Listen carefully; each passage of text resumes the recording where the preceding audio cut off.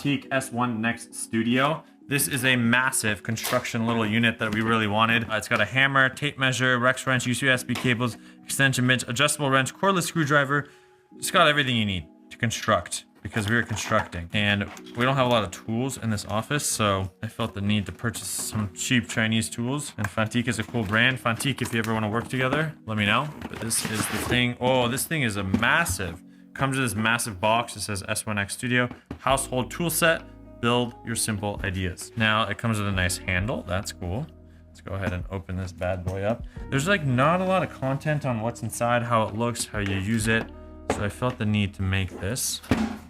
Jeez. How do you... Oh, there we go. So you open it like so. And you look at that. Inside, there's nothing. It's hollow. But now, we've got a wrench. Always needed. We've got all kinds of different tools here organized. We've got a box cutter here with protection. We've got a Fanttik tape measure, which we'll probably never use because we have a digital tape measure. We've got a little hole here for USB-C charging. We've got a hammer. This is like a little mini hammer. It doesn't feel, it feels like a child's hammer, but that's okay. A hammer's a hammer.